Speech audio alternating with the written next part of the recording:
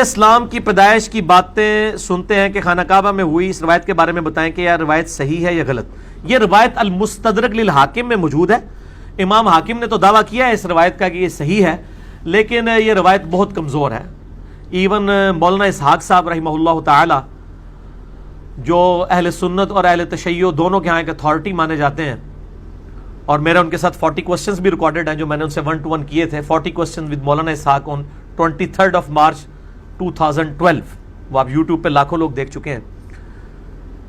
سیدنا علی کے سپاہی تھے اس روایت کے اوپر، ناسبیت کے خلاف انہوں نے علم بلند کیا. ان سے بھی یہ سوال ہوا تھا تو انہوں نے بھی یہ مانا تھا کہ یہ روایت کمزور ہے، اور انہوں نے بڑی ٹیکنیکل بات کی تھی کہ کعبے کے اندر پیدائش ہونا یہ حضرت علی کے لیے فضیلت نہیں ہے، یہ کعبے کے لیے فضیلت ہے.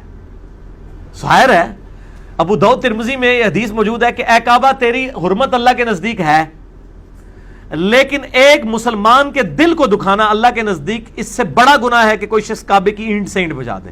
کعبے کی حرمت ایک مسلمان کے دل کی حرمت سے زیادہ ہے. اگر سپوز حضرت علی علیہ السلام کعبے میں پیدا بھی ہوئے ہوں، یہ حضرت علی کی کوئی فضیلت نہیں ہے، کعبے کی فضیلت ہو سکتی ہے. تو یہ ثابت کوئی نہیں ہے، کیونکہ اگر یہ فضیلت اس اعتبار سے ہوتی تو پیغمبر بھی کعبے میں پیدا ہوتے ہیں، نبی علیہ السلام تو اپنے گھر پیدا ہوئے ہیں. ٹھیک ہے نا؟ تو یہ اگر کوئی اس کو کوئی یہ آج کل بھی وہ مولود کعبہ کانفرنسز کروا رہے ہوتے ہیں ہمارے بریلوی بھی اور شیعہ بھی، حضرت علی علیہ السلام کی فضیلت کے لیے میں سمجھتا ہوں یہ حدیث کافی نہیں ہے جو صحیح مسلم میں 240 ہے کہ علی سے محبت نہیں رکھے گا مگر مؤمن، علی سے بغض نہیں رکھے گا مگر منافق. محبت علی از دا لٹمس ٹیسٹ آف ایمان.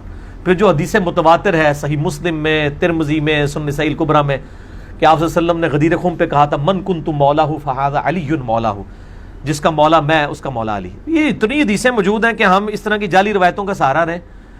ویسے کرنے کی فضیلت کے اوپر اتنی حدیثیں موجود ہیں مسلم شریف میں 4، لیکن آپ نے ضرور وہ دانت توڑنے والا جھوٹا واقعہ گھڑا ہوا بیان کرنا ہے. اور جی کیلا جو ہے وہ حضرت ویسے کرنے کے لیے اترا، وہ کیلا اللہ کے بندو پہلے تھا موجود ہے، کسی گورے نے سنا دینا، اسلام ہی بدنام ہوئے گا. اور میں تو اللہ کا شکر ادا کرتا ہوں کہ ہمارے انڈیا، پاکستان، بنگلہ دیش اور افغانستان کے علماء اردو میں لیکچر دیتے ہیں. اگر یہ انگریزی میں ہو نا تو گورے اسلام قبول کرنا ہی چھوڑ دیں گے. اتنی فرسودہ یہ باتیں کرتے ہیں. کیلا جی ویسے کرنی ہے سے نازل ہو ایسی، کیلا تو بھائی پہلے سے موجود ہے دنیا میں. ٹھیک ہے نا جی؟ تو ویسے کرنے کے لیے نہیں کیلا نازل ہوا، اللہ معافی دے. نبی علیہ السلام مطلب دنیا سے تشریف لے گئے اور وہ ملاقات نہیں کر سکے ہیں، وہ صحابی نہیں ہیں، وہ تابعی ہیں، خیر التابعین میں سے ہیں. جنگ صفین میں حضرت علی کی طرف سے لڑتے ہوئے شہید ہوئے ہیں. حضرت علی کی بیعت کی ہے ویسے کرنی نے باقاعدہ. ٹھیک ہے، اور میں اس میں وہ میرا ویسے کرنی والا واقعہ یہ جو اکثر پیش کر رہے ہوتے ہیں نا اہل تشیع بھی ماتم کے ثبوت میں وہ ویسے کرنی کے دانت توڑنے والا واقعہ لے کے آتے ہیں جو ہے ہی جعلی ہے.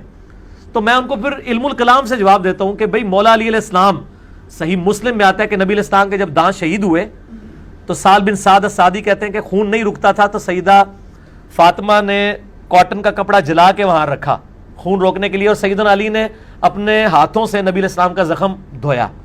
تو میں نے کہا کہ مولا علی اور سیدہ فاطمہ کے سامنے حضور کے دانت ٹوٹے ہیں اور انہوں نے مرم پٹی کی ہے، انہوں نے تو اپنے دانت کوئی نہیں توڑے. دسو مولا علی وڈے عاشق نہیں یا ویسے کرنی؟ فوراً خاموشی ہو جاتی ہے. مولا علی سے بڑا تو کوئی عاشق رسول نہیں ہے، لیکن مولا علی نے یہ کبھی کام کرنا ہی نہیں تھا، نہ ویسے کرنی نے کیا. ٹھیک ہے، تو ساڈے کول تو پھر یہی گلاں جے